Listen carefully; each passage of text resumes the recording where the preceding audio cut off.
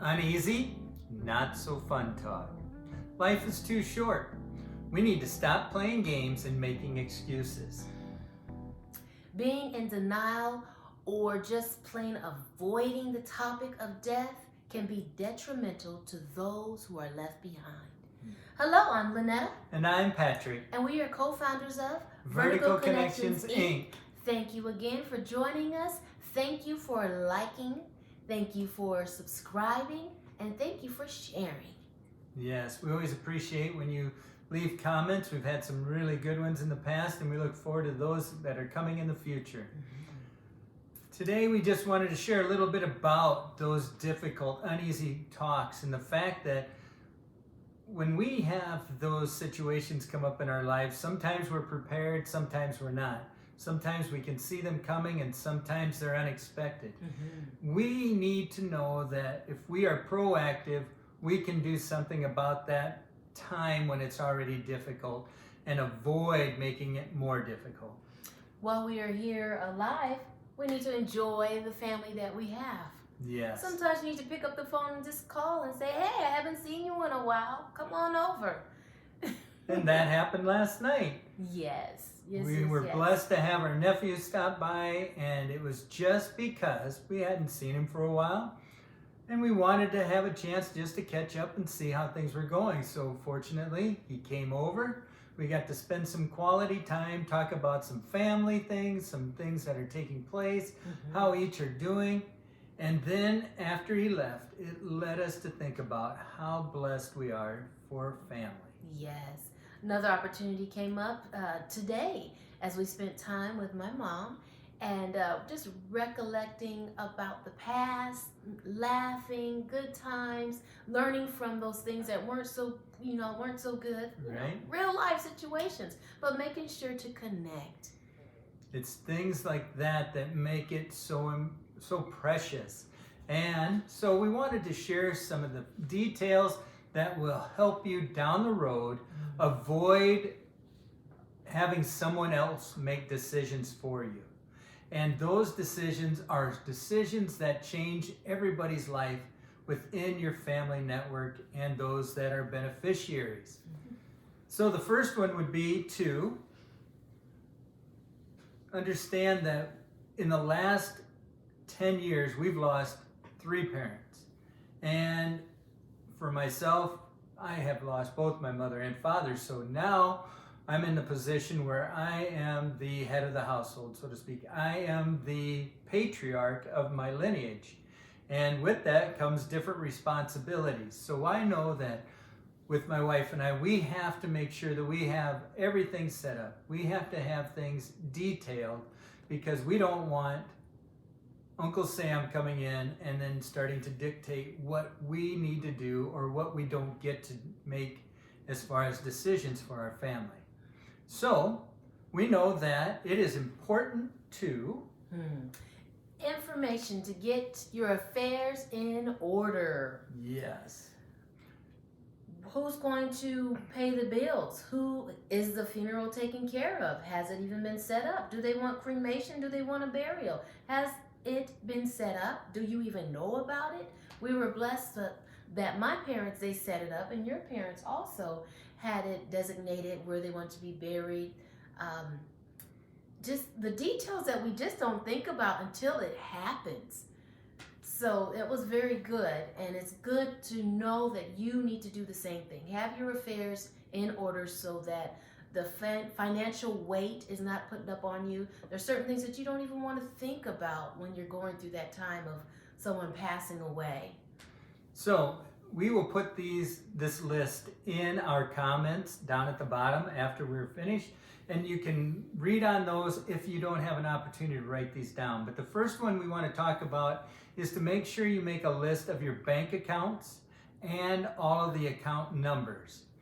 If you have those listed and you have them written down all in one place, and you know that you have the individuals that you have designated, have all that information, that is a big start. Next, TOD. The transfer of death certificate. Make sure that this is put in place It's a document that you file with your county, and it saves your heirs thousands of dollars. A living will. That is going to make sure that you have everything in writing, exactly what you want done in the event of something happening to yourself when you're not prepared for it. Specifically, healthcare. Yes. Because the beneficiary that is designated supersedes the instructions in the estate documents. Important to remember that. Yes. You want a durable power of attorney? This allows you to designate a person to make those decisions when you are unable to. Maybe you come down and there you have something like a stroke, a heart attack. You get to a point where you are incapacitated and are unable to voice what you believe in or what you want to have done. Power of attorney for health care. All right. This document allows one to designate someone to make health care decisions for their person. We know that we need a last will and testament, because this is going to definitely put into place where your personal belongings go and who they go to. And it doesn't leave it in the hands of those that you've left behind, because sometimes we know that not everyone is agreeable, not everyone has the same focus, or we let greed come into play. And now all of a sudden we both want the same thing, and then not only have we lost a loved one, but now we're losing those that are with us, and putting up barriers and putting up walls and things that are going to make it more difficult in the future to be able to have conversations and be able to just interact as a family. Funeral planning declarations. Write it down. What you want. What songs you want sung. Just all those specific things, intricate details that you want done during your passing. If you don't care what happens, then write that in so that they're not wondering and fighting over things of that nature. But I also think that's important when you say, if you don't really have a preference, make sure that you're having those conversations and discussions with your loved ones, so that way they can understand and comprehend where you're at as far as what your wants and needs are at that time for the family and yourself. Love this. If the above, which we have mentioned, are done, you can avoid probate. Ooh, probate. That action which takes place where your estate, everything goes into one estate bank account. Then you have to have an attorney open that. The attorney then has to go and file your death in the papers or at the county courthouse and make that known, because anybody who has a claim against your estate, meaning money that they think they're owed, they have a chance to go and get it then. And it leaves it in the hands of the courts, which we have no idea how that's going to play out. You never know, depending on who it is that you're going to have as a magistrate, how things are going to go that day. And here you're still putting all this money into something that is avoidable. And you just need to make sure that we take care of those things. I think also you want to make sure that you are having all of your life insurance policies written down and their locations, because I know in the past when my father passed away, we were going through some of the files and we actually found a policy that we didn't even know about. My mom didn't know about. It was something that he had done, and it was just like, oh my, I'm so glad we found this. Oh. And when you go ahead and put all these documents into place In one spot, right? Yes. You also are alleviating a lot of hoops to jump through, a lot of legalities to take care of.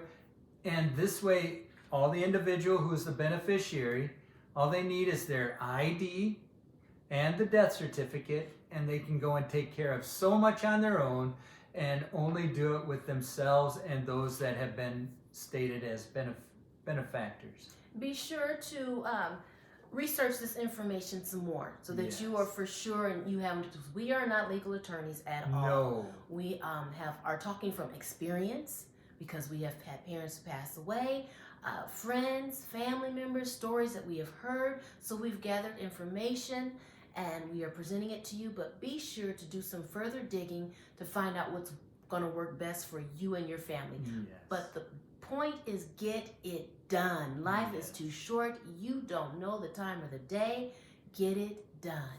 And the cool part, I think, when we were looking at this information, we kind of took an extra step and we sat down with Mama and we brought the phone and we recorded our conversation. Yes. And we had those difficult conversations, those talks, and we've got it on tape, or we've got it so we can reflect back on it and share, because what an awesome thing to have in her own words, with her voice. Yes.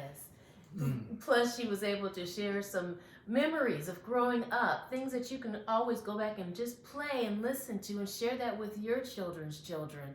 And so do that. I encourage you all to do that. Get some family together, put that recorder on and just talk. Remember when blah, blah, blah, blah, blah, and what happened when this, and exactly where was that? And just have those conversations. They are fun. Yes. So the main point is, have those conversations. Yes. That's the most important part. Until next time, get connected to go vertical. Bye-bye.